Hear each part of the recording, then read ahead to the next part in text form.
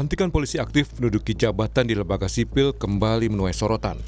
Terbaru, Irjen Muhammad Iqbal dilantik sebagai Sekretaris Jenderal DPD RI. Muhammad Iqbal sebelumnya menjabat sebagai Kapolda Riau dan juga pernah bertugas sebagai Kepala Divisi Humas Polri 2018 hingga 2020. Irjen Iqbal bilang jabatan barunya merupakan amanah karena sudah ditugaskan Kapolri Jenderal Listio Sigit Prabowo. Ini merupakan amanah bagi saya yang sudah ditugaskan oleh Kepala Kepolisian Negara Republik Indonesia untuk bertugas melakukan kerja-kerja di DPD RI. Saya kira saya tentunya akan bertekad melakukan kerja-kerja maksimal di sini, ya, melakukan dukungan administratif keahlian sesuai dengan tugas pokok dan fungsi DPD secara konstitusi. Ketua DPD RI Sultan Najamuddin berharap M. Iqbal ikut berperan membangun DPD menjadi lembaga yang lebih inklusif dan terbuka. Tentu dengan Sekjen yang baru, Pak Irjen Iqbal, kami dari pimpinan dan tentu atas nama lembaga harapannya kinerja lembaga ke depan baik di internal maupun eksternal semuanya jauh lebih baik.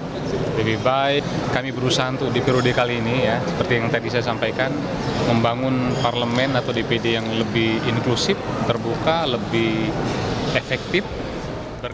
Sementara itu, kata Direktur Eksekutif Amnesty International Indonesia, Usman Hamid, jika polisi aktif menduduki jabatan sipil, maka polisi itu diharuskan mengundurkan diri atau mengajukan pensiun dini.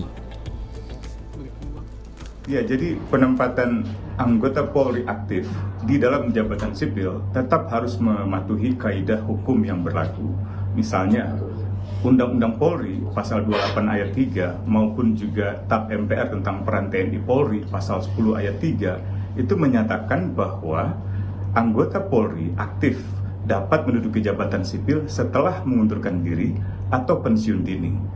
Jadi kalau ada pengangkatan anggota Polri aktif di jabatan sipil sebelum mengundurkan diri dan tanpa pensiun dini, maka itu jelas melanggar kaidah hukum yang berlaku.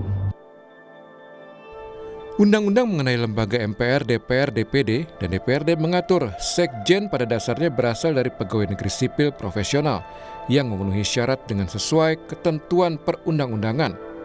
Hal ini diatur di pasal 414 ayat 2. Sementara Undang-Undang Kepolisian Negara Nomor 2 Tahun 2002 mengatur soal penempatan anggota polisi di luar kepolisian. Pada pasal 28 ayat 3 tertulis, anggota Kepolisian Negara Republik Indonesia dapat menduduki jabatan di luar kepolisian setelah mengundurkan diri atau pensiun dari dinas kepolisian. Sejumlah pihak mendorong Irjen Iqbal mundur dari Polri, atau jika tidak, maka ia harus mundur dari jabatannya di DPD agar tidak melanggar aturan. Tim Liputan Kompas TV.